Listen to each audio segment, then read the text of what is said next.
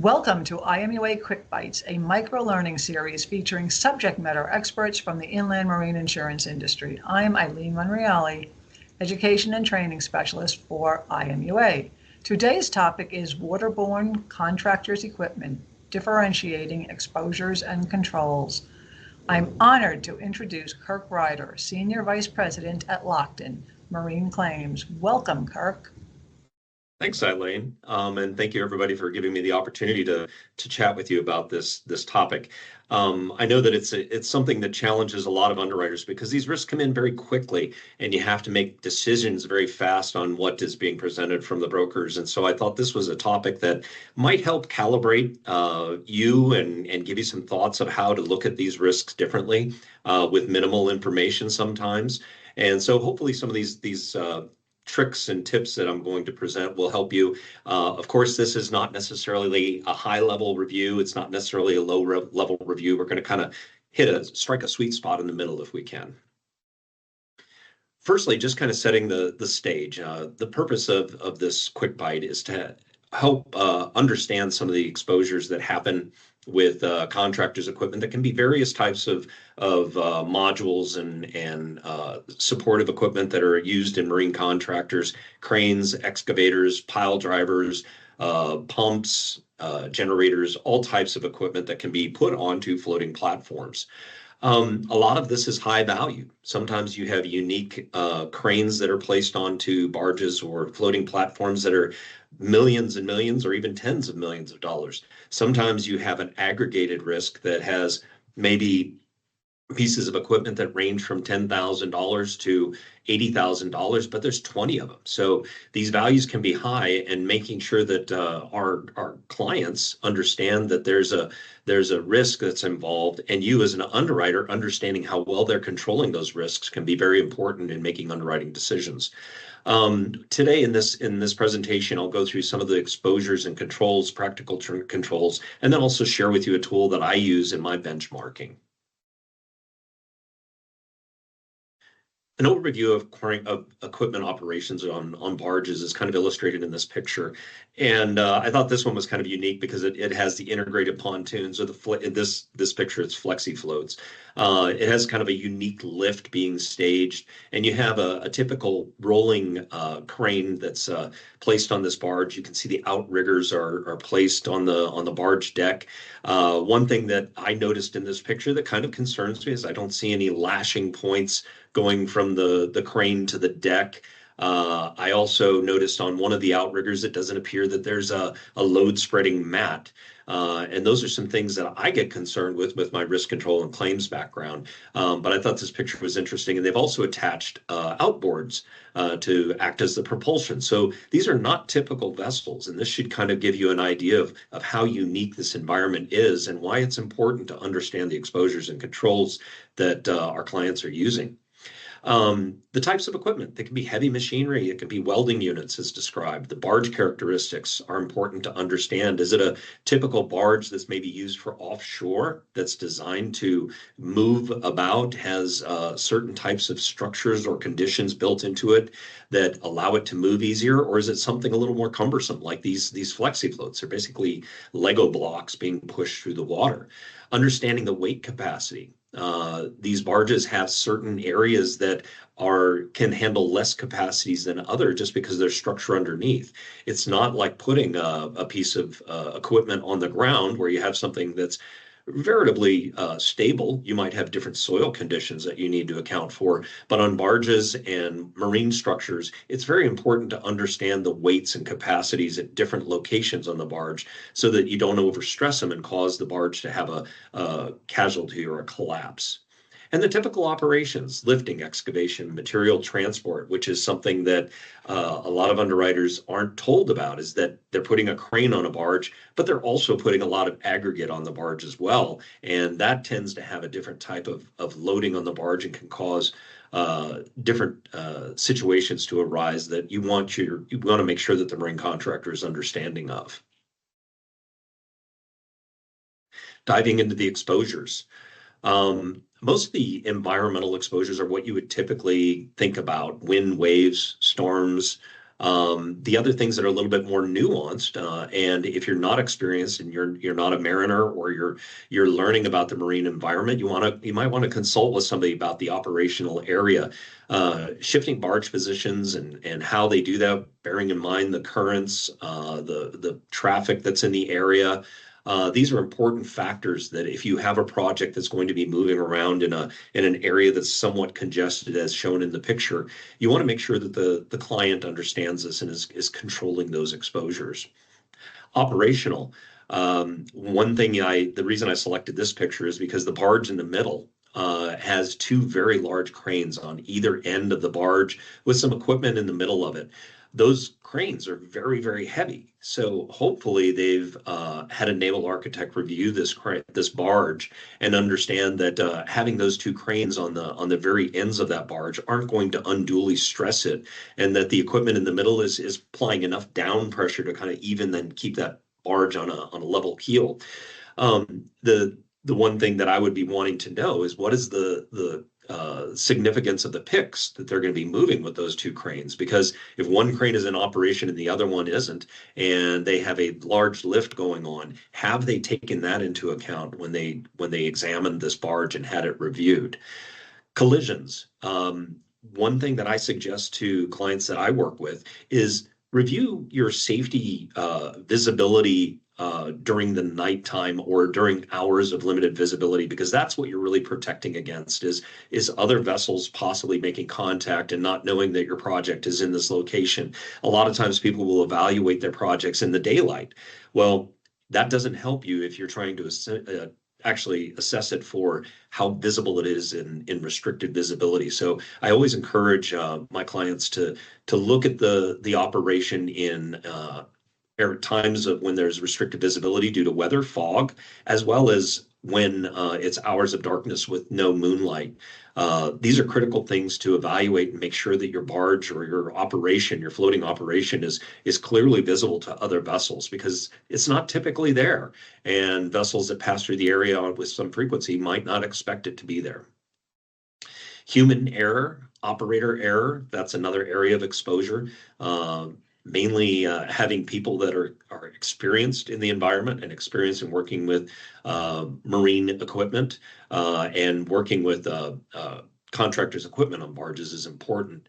And then, of course, maintenance, making sure that the client has good maintenance. They're observing what the conditions are of the securements that are holding the contractor's equipment in place, or reviewing the areas where it's working to make sure that there isn't any unexpected wear and tear that could cause a unknown exposure to the operation. And in my last slide, I delved a little bit into the control techniques. When you first look at projects, the engineering and the overall operational controls, stabilization, load management, the equipment, how it's being tied down. When something bad goes wrong in the floating environment or the waterborne environment, there's a lot of things that happen that aren't normal for when things happen on land. When you incline a barge, is that incline going to cause the contractor's equipment to topple over? Well, if it topples over, it's likely going to go in the water. So that's a very catastrophic loss for contractor's equipment, as opposed to if it flops over on the ground, which is catastrophic as well, but there's a lot more opportunity to recover it. So you need to understand, or the clients need to understand, hey, we need to tie this down. A lot of times the equipment's moving around frequently and they leave it overnight and they don't secure it, or it needs to be tied down during hours when the barge isn't attended. You never know when water is going to be entering one of the tanks and cause an incline that wasn't expected, and there may not be anybody there to tie the contractor's equipment down at that time. So you always want to be mindful of the securing as well as how you're managing the loads. Again, administrative, the human factor in these projects is very critical. Having people that understand the environment and have experience of controlling these environments and this equipment well is important. So as you evaluate risks, I would encourage you to delve into the experience of the client or the insured and really get clear understanding that they have experience in doing this, they do it safely, and they articulate to you some of these controls that I've mentioned in here. And they do that proactively without your risk control team having to ask about them. That's an improved risk, or risk that I think is more experienced. Another area is emergency preparedness. How well is the operation prepared to handle an unexpected situation? Do they have dewatering equipment? Are they testing it on a regular basis to make sure it's going to operate when they need it? Do they have fire extinguishers to put out fires that could cause damage to the equipment? Because it's very difficult to go to shore and get those and then return and put out a fire. Spill kits, and also support and rescue contingencies. Are they thinking ahead that if they have a very significant matter that they have to contend with, that they're able to get on a radio and quickly mobilize additional support? Those are just some of the contingency planning they should have. I mentioned early on that I've created some tools that might help you evaluate the degree of exposures, and I've categorized these into lower, moderate, and elevated.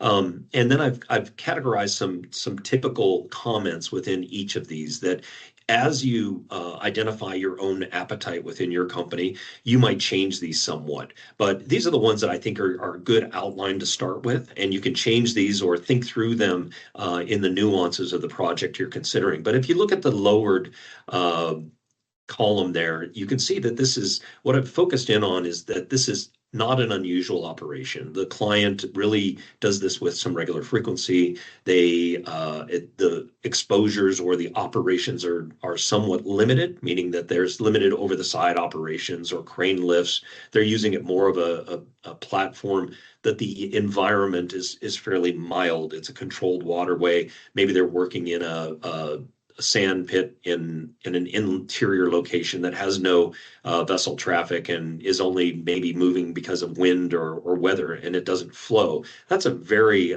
benign risk compared to something that's offshore with all the events that happen there.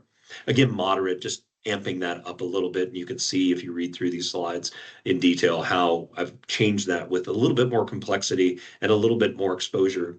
And then the elevated is a little bit higher than moderate, but is something that you should consider as being requiring better controls. And what I like to say is you can pull both of these levers, the degree of exposure and what I'm going to talk about on the next slide, and the controls, and kind of come out with the dynamics of what your expectations are for a risk. The controls, I've used kind of a similar format. And on the left, you have improved controls. In the middle, you have expected. And on the right, you have deficient. And within the categories there, you can see how I've illustrated what I consider improved controls. Generally, I'm looking for operations that have clear documentation, take it serious, and routinely that they're reviewing their exposures and making sure that their equipment they're expecting to have on hand and operational is operating, and they do that on a regular basis. And the expected controls are a little bit less than this, but depending on the project and depending on the exposures, expected may be good enough. Deficient, as I've articulated, no evidence of any kind of pre-planning, operational leaders that are new to this type of environment. This is a new project for them. They're just stepping into the marine environment. Those are things that should alert you and cause some concern for you in your underwriting. But as you can appreciate, you can have an account or an exposure that has higher exposures, but if you have improved controls, that might balance things out and make it a good risk. And having something that may not necessarily have very high exposure, but they have some deficiencies in their controls, maybe that's a risk that you can work with or ask them to improve those controls and provide evidence, or your risk control team can go out and help that risk to get up to a point where you're more comfortable with it. So like I said, you can pull these two levers and evaluate your risks. This is just a tool that I hope would help underwriters and brokers, in fact, in evaluating clients. In conclusion, these exposures, I hope you identified that they're environmental, operational, and human factors, and controls combined engineering, planning, and training. The better we are in both of those functions, the more improved or less likely an accident is going to occur. Understanding the comparative levels of controls and or exposures and controls kind of develops your risk quality, and that's something that should be a factor in when you decide to rate your risks or deploy risk control to an account. And improving evaluations of risk quality of waterborne contractors at risks should help better serve our inland marine risk as an industry. So I hope this presentation is going to be valuable to you, and certainly if you have any questions, you can reach out to me if you are on LinkedIn with me. But I think that these might be a benchmark for you to start. And just again, as I mentioned, it's more of a mid-level approach. There's a lot more things that can be covered if you have some details that need to be reviewed. And you can always reach out to marine surveyors or risk control people that can help you with that. Thank you very much.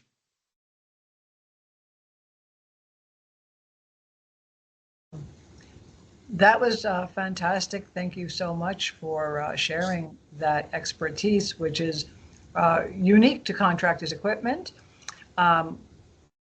This Quick Bites really is a great springboard for further learning. The contractors' equipment is a big field, and for IMUA members interested in learning more about contractors' equipment, we recommend viewing these 4 noted here: Understanding Contractors' Equipment Bootcamp, Contractors' Equipment E-Learning, High Valued Contractors' Equipment Valuation BI, and Contingent BI. We have over 150 hours of on-demand inland marine education available at no cost to IMUA members. You can scan this QR code to go directly to IMUA's learning portal, where you can search using the word contractors equipment or any topic to continue learning. Until next time, I'm Eileen Monreale with IMUA Quick Bites.